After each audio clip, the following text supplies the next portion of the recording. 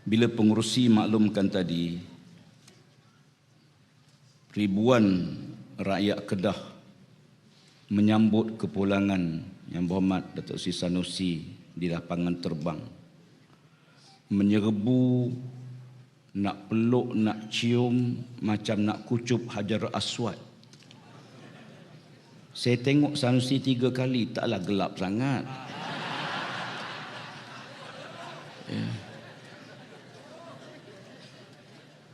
Tapi kecintaan. Kenapa? Kerana kezaliman.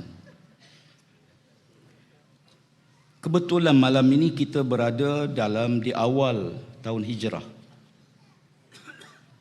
Pengajaran setiap tahun kita ambil betapa Nabi SAW sewaktu di Mekah dihalau, nak dibunuh, dicerca, dimaki hamun, difitnah. Tetapi bila sampai di Madinah, Nabi disambut, diraih, diangkat, disanjung. Said Umar Al-Khattab melihat ini sebagai satu perubahan yang perlu dikenang pada setiap tahun. Dijadikan peristiwa ini sebagai peristiwa meletakkan asas kalender dalam Islam. Bukan mula turun Quran, bukan mula kelahiran Nabi, bukan waktu Nabi diangkat sebagai Rasul, bukan waktu Nabi wafat, tetapi peristiwa hijrah. Dua fenomena yang mengubah dunia, di antara kegelapan syirik kufur kepada cahaya iman. Liyukhrijukum minaz zulumati ilan nur, mengeluarkan daripada kegelapan kepada cahaya. Dilihat ini sebagai titik penting dalam sejarah hidup manusia. Maka kerana itu kita berhimpun malam ini untuk melihat pengajaran betapa Allah Subhanahu wa taala melahirkan, menjadikan kita manusia yang punya akal untuk menilai. Ada iradah, daya memilih. Dibekalkan dengan wahyu, kerana ada benda yang akal tak mampu berfikir. Dikekalkan Al-Quran walaupun Nabi Muhammad wafat, kerana manusia perlu pada panduan dalam berpolitik, berekonomi, dalam hidup kita. Manusia kena ingat bahawa hidup kita tidak habis dunia. Mungkin dunia kita tahu tidak adil. Kebaikan kadang-kadang tidak dibalas timpal dengan kebaikan yang dibuat. Kesalahan tidak dihukum timpal dengan apa yang dibuat. Tapi ada satu lagi alam, disebut sebagai alam akhirat, alam balasan, Yaumiddin. Bukan Yaumul Jaza saja, tapi hari Maliki Yaumiddin. Kenapa disebut Yaumiddin? Kita baca setiap kali Fatihah, Maliki Yaumiddin. Dialah Allah yang berkuasa pada hari Ad-Din. Apa makna Yaumiddin? Wa ma adraka ma Yaumuddin. Allah tanya manusia, kamu tahu tak apa makna Yaumiddin? Yauma la tamliku nafsun li nafsin syai'a wal amru yauma izzil lillah. Hari manusia tidak ada miliki apa-apa. Tak ada pengguam bela, tak ada saksi yang nak membela kita. Yang ada, seluruh kuasa terpulang pada Allah. Diingatkan berulang-ulang kali, semua yang kita buat tidak habis dunia. Sewaktu Nabi menghantar Muaz bin Jabal ke Yaman, dalam banyak-banyak pesanan Nabi, Nabi pesan satu perkara besar pada Muaz. Ya Muaz, wattaqu da'watal mazlum fa inna laisa bainahu wa bainallahi hijabun. Hei Muaz, kamu kena takut doa orang terkena zalim, kerana tidak ada dinding antara dia dengan Allah Subhanahu wa taala. Pertimbangan ini menjadi asas sebagai seorang Islam. Apa saja yang kita buat, karena Allah Subhanahu wa taala terkadang memberi kekuatan, kemenangan, pertolongan bukan melalui orang baik saja. Ada satu hadis yang agak menarik untuk kita renung. Kata Nabi SAW, Inna Allah la yu'ayyidu hazad din birrajulil fajir. Allah Ta'ala kadang-kadang menjadikan, menolong agama dia melalui tangan-tangan orang yang jahat di kalangan kamu. Mana apa dia? Kejahatan menyebabkan rakyat bangkit untuk menegakkan kebenaran dan keadilan. Dalam era yang ada hari ini, sesebuah kerajaan mesti bukan saja ada matlamat, hala tuju, wawasan sebagaimana disebut oleh ramai kawan-kawan, tapi dia mesti dibina di atas asas yang betul. Sayang kerajaan yang ada hari ini dibina di atas pembohongan, penipuan, bukan dibina di atas asas yang betul. Hasil penipuan kepada rakyat, para pengundi, dibina di atas pelanggaran syarat sumpah wallahi wabillahi watallahi. Akhir yang menggabung mereka ialah mereka yang dicerca, dimaki hamun, penyangak, perompak, penyamun, penyakau. Kalau ini yang ada dalam kabinet, macam mana negara nak jadi baik? Perompak tidak akan ambil melainkan ketua perompak di kalangan perompak untuk jadi perompak. Siapa yang paling kuat menipu diangkat sebagai paling ketua penipu-penipu. Ada satu kisah, ni jenis orang cakap besar ni. Dia bertengkar dengan kawan dia, kata rumah aku durian isi tebal, cucuk 1 inci baru kena biji. Kata kawan dia, rumah aku lagi tebal, habis jari tak kena lagi biji. Dia bertengkar ni. Akhirnya kita tengok kawan tu buat keluar betul durian, memang tebal isi dia, cucuk 1 inci baru dapat biji. Tak puas hati, pergi rumah kawan dia, dia buat keluar durian Belanda, habis jari tak ada biji. Sebab tu tuan-tuan jangan pelik. Sebab kenapa dia tak sepakat? Sebab sama-sama mereka. Bila negara diasaskan di atas asas yang tak betul, kita menyaksikan hala tuju yang tak jelas. Kemana sebenarnya nak bawa rakyat ini? Kemana sebenarnya? Isu ekonomi, isu politik, isu gabungan, hatta apa yang berlaku, seolahnya tak ada hala tuju. Menteri ni cakap begini, Perdana Menteri cakap lain, semalam cakap lain, besok akan cakap lain. Ada kawan saya kata, kalau nak kenal seorang tu pembohong, kalau dia pegang pipi, tu dia betul.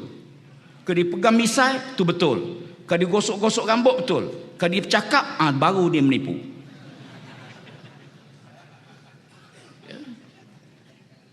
Tuan-tuan sekalian, akhirnya apa yang berlaku sekarang ialah rakyat menilai, buat balik keluar semula janji-janji mereka buat. Mereka boleh tunai tak? Tak boleh tunai. Sebab perjanjian dibuat, komitmen dibuat atas nilai pembohongan. Allah Subhanahu wa taala sebut dalam Quran bagaimana asas dalam Islam. Wa daraballahu masalan kalimatan thayyibatan kasajaratin thayyibatin asluha sabitun wa far'uha fis sama. Ini asas kalimah syahadah la ilaha illallah Muhammadur Rasulullah. Allah Ta'ala sebut kalimah thayyibah, seumpama satu pokok yang akarnya menjunam dalam perut bumi, dahannya merimbun di udara. Ini sifat kalimah thayyibah, bukan di atas banner, di atas asas yang tidak betul. Sebab itu bagi kita, bila mana mereka mula menyerang Yang Berhormat Datuk Seri Sanusi, bukan seorang dua, seluruh anggota kabinet. Saya tengok Kelantan relax. Terengganu lagi relax. Okay. Pasal apa semua peluru tuju ke Sanusi? Kenapa? Kerana kehebatan beliau. Kerana apa yang dibawa dirasai oleh denyut nadi rakyat. Betul tak? Yang mereka bawa ialah benda yang rakyat Kedah nak selama ini.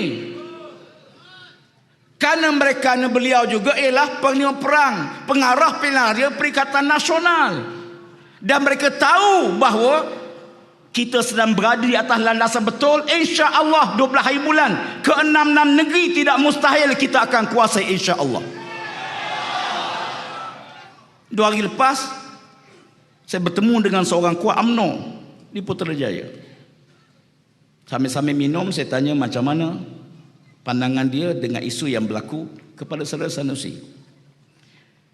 Dia kata dulu sebelum tangkapan pada Sanusi, kami ada letak harapan di Selangor untuk tawan, untuk pertahan 50-50. Lepas kena tangkap ni pakai tak ada harapan langsung. Betul. Saya kadang-kadang nak ucap terima kasih kena tangkap tu.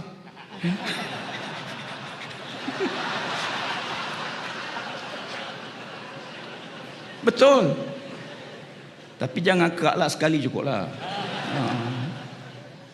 Kadang-kadang kalau kita buka Al-Quran, ada satu surah yang menarik, Ashabul Ukhdud.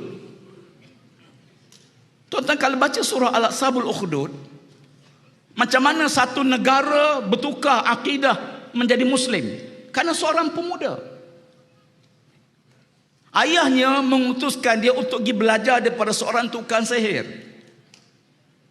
Tapi dia tak belajar dengan tukang sihir, dia belajar dengan seorang alim, seorang ulama yang akhirnya dia beriman dengan Allah Ta'ala. Tapi ayahnya menganggap dia belajar pada seorang tukang sihir pada waktu itu. Bila dia balik ke rumah, kebetulan satu hari ada seekor ular besar merintang jalan. Mereka cuba buat macam-macam. Ular ni payah, tak lari, tak boleh dibunuh.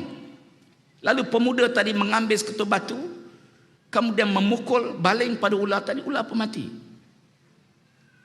Kisah ini membanggakan ayah mak ayah dia. Ya. Jadi pemuda yang masyhur. Sehingga akhirnya dia pergi dan cuba diangkat, dianggap bahawa dia ni sudah mahir ilmu yang dia ada. Kata dia tak. Dia beritahu ayah dia, yang saya baca ialah Bismillahirrahmanirrahim, mematikan ular tersebut. Dia ajak ayah dia beriman. Rekahkan cerita akhirnya raja ini pada waktu itu menghukum pemuda dengan macam-macam cara. Diminta tentera bawa pemuda naik bukit, campur atas bukit, kan dia anggap dialah bakal menumbangkan kerajaan pada masa itu. Sampai atas bukit, tiba-tiba Allah takdirkan berlaku gempa bumi, semua mati melainkan pemuda ni tak mati. Dia balik ke rumah, orang mati terkejut, kenapa tak mati? Yang lain semua mati, tak mati. Akhirnya dibawa ke tengah laut supaya dihumban ke dalam laut. Sampai tengah laut, tiba-tiba Allah datangkan ribut. Yang bawa dia semua jatuh, dia balik semula selamat. Macam-macam cara dibuat untuk bunuh dia, tak boleh. Hingga diberitahu kalau nak bunuh saya juga, kumpulkan rakyat dalam satu stadium. Diajar kepada tukang pemanah supaya manah dia dengan kalimah Allah. Bismillahi Rabbi hazal ghulam. Dengan nama Allah, Tuhan kepada budak ini. Dipanah. Sedangkan sebelumnya dipanah pun tak luka, tiba-tiba dipanah, pemuda ni pun kena dan jatuh meninggal dunia. Apa yang berlaku? Seluruh rakyat mengucap syahadah beriman dengan Allah Subhanahu wa taala. Lalu mereka diseksa dalam peristiwa, digali parit, diletakkan minyak, dinyalakan api, dihumban ke dalam parit tersebut, dibunuh semua. Allah Ta'ala sebut, wa ma naqamu minhum illa an yu'minu billahil azizil hamid. Mereka bunuh rakyat dia sendiri semata-mata kerana rakyat beriman kepada Allah. Tuan-tuan sekalian, Perikatan Nasional kita menegakkan kebenaran, keadilan, berpaksi kepada apa yang diperintah oleh Allah Ta'ala. Bukan hanya adil depan manusia, adil depan Allah Ta'ala. Kita membawa gagasan besar ini, membina perpaduan di antara pelbagai kaum yang ada dalam negara. Saya beritahu rakan-rakan yang bukan Melayu, bukan Islam, kami kena adil kepada bukan Islam, bukan sebab saya Melayu, bukan sebab saya sayang negara, tapi Allah perintahkan saya. Kalau saya langgar, saya akan dihukum oleh Allah di akhirat. Sampai Nabi beri amaran, man azani zimmiyan faqad azani. Siapa-siapa menyakiti orang bukan Islam, yang baik dengan Islam, sama menyakiti Rasulullah. Kita perlu bina sebuah negara, bukan hanya negara yang melihat kepada aspek-aspek kebendaan sahaja, tapi asasnya mesti betul. Sebagaimana kata ulama, bila mana akidah mereka betul, akan betul lah sistem hidup mereka, akan betul lah politik mereka, akan betul lah ekonomi mereka, akan betul lah sistem hidup mereka. Tapi bila mana akidah mereka rosak, maka akan rosaklah sistem ekonomi mereka, sistem politik mereka, sistem keadilan mereka. Sebab itu Islam tidak pernah memaksa orang bukan Islam untuk ikut Islam. Tapi Islam mengajar supaya kita menghormati peraturan undang-undang yang ada. Mereka langgar, mereka didik rakyat supaya lawan undang-undang, langgar undang-undang. Tuan-tuan tengok tindakan DAP terhadap pencerobohan tanah haram di Pahang, Musangking. Yang langgar undang-undang ni dibela, dipertahankan. Sama juga yang berlaku di Kelantan sehari dua. Isu pakaian, isu gunting rambut wanita, gunting rambut laki-laki yang Islam bercanggah dengan undang-undang yang ada. Tapi siapa yang bela?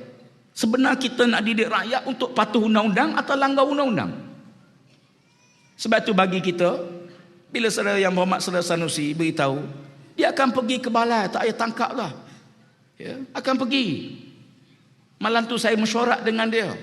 Saya tengok muka dia macam biasa aja. Nampak macam tak takut je. Tak tahulah, mungkin muka dia tak nampak perubahan. Ya. Relax, ya, tenang. Pasal apa? Sebab kita yakin sebagai orang Islam, ya, Allah Ta'ala mengingatkan kita semua, qul lan yusibana illa ma kataballahu lana. Sesuatu tak akan kena pada kita melainkan apa yang Allah tetapkan telah kena pada kita. Kita beriman dengan akidah, kita yakin Allah Ta'ala tidak akan biarkan kezaliman. InsyaAllah di atas prinsip tersebut kita bangun mempertahankan, bukan saja beliau, bahkan Perikatan Nasional mesti menang dalam pilihan pada 12 hari bulan nanti. Bukan hanya referendum macam disebut saja. Betul, dia satu referendum rakyat kepada Perdana Menteri dan kerajaan yang ada. Namun yang besar ialah keputusan 12 hari bulan ialah rakyat menolak kezaliman, ketidakadilan dalam negara kita. InsyaAllah gerakan munajat teruskan. Jangan berhenti.